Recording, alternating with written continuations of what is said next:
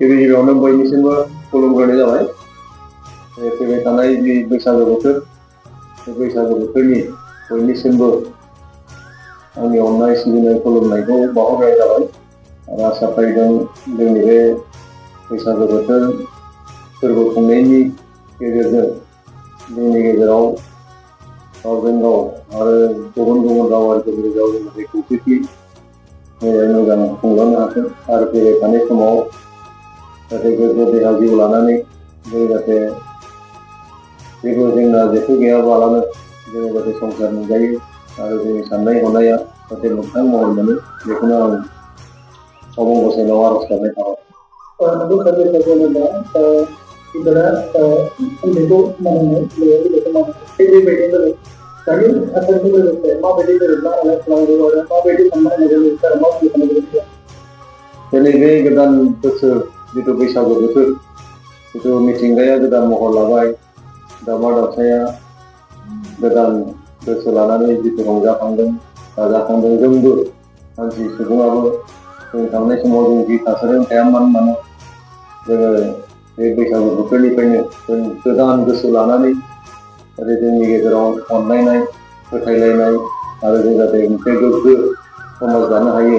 दा बेनिखायनो जों बे बैसागोनि गेजेरजों जोङो उन्दैफोरा गेदेरखौ मान होनाय बा उन्दैखौ जोङो बोर होनाय आरो बायदिसिना जोंहा हारिमु जोङो हाबाफारि लानानै बे बैसागो बोथोरखौ बरायो आरो बैसागो बोथोर बरायनायजों लोगोसे जोङो गोदान गोसो लानानै जाहाथे जों थांनाय समफोराव जोंनि गेजेराव गोरोबलायै गोसो दंमोनब्लाबो जोंनि बे गोदान बोसोर बैसागो बोथोरनिफ्राय जाहाथे जों बयबो गोरोबलायो, जोंनि गेजेराव मोजां सानलायनाय फोथायलायनाय जाहाथे जों लाबोनो हायो आरो मोनसे गोग्गो समाज दानो हायो आरो जोंनि गेजेराव खौसेथि जों जाहाथे लाबोनो हायो, बेखौनो आं आफा अबं गसाइनाव आर'ज गाबनाय थाबाय। नंगौ सार, नोंथांमोननि आफादगिरि जानानै मा मेसेज होनो सानदों जे गोबाङानो माखासे पलिटिक्स एंगेलनिफ्राय माने गावजों गाव गोसो लानानै थायो, नाथाय बे समाव बे नङा। पलिटिक्सखौहाय मा नाखौनो लानानै सार मा कमेन्ट होयो बे बैसागु दानाव? दायो जोंनि बे राजनितिकआथ' राजनितिक, नाथाय जों राजनितिकनि बेलायाव गावजों गाव जिबायदि हाद्रि सावलायनाय दा बेफोरखौ जोङो ज्राब दोननांसिगौ आरो दायो जोङो नैबे बोथोरा जेरै गोदान महर लादों, जोंनि मानसिनि साननाय हनायाबो गोदान जानांगौ। जों थांनाय समफोराव राजखान्थि बिथिङाव जोंनि गेजेराव गावस्रालायनायमोन आरो जोंनि गेजेराव गोबां दान्थे बिदान्थे जालायनाय मोनसे परिबेकनि गेजेरजों जों बारबोदों।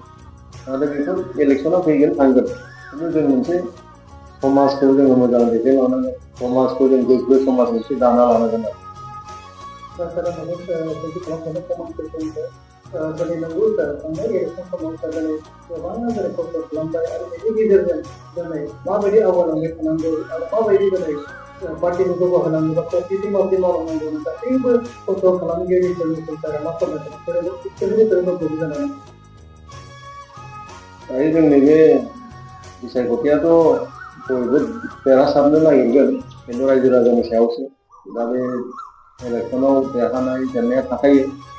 दा जोंनि थांखिया बेनो, जों बिटिसिखौ मोनसे मडेल बिटिसि जों दाथारनांगोन आरो बे बिटिसियानो जोंनि आलादा हादर मोननायनि मोनसे खाम्फा।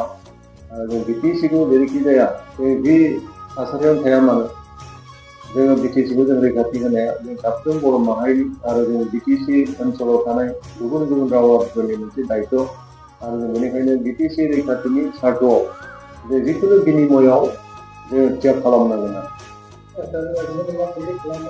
जोंनि बिटिसि ओनसोलाव गासैबो बैसागु फालिग्राफोरखौ सानदों जे खौसेयैनो बे फोरबोखौ फालिनांगौ आरो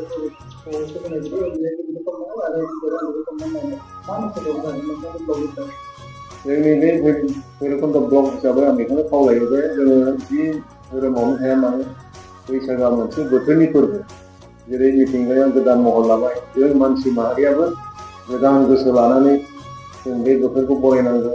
जों थांनाय समफोराव जि थासारियाव थाया मानो जोङो मोनसे हारिमायारि मोनसे फोरबो हिसाबै जों बेखौ बयबो बरायनांगौ आरो गोदान गोसो लानानै जोङो बयबो मोनफ्रोमबो हाबाफारिखौ जोङो जयैनो खुंफुंनांगौ।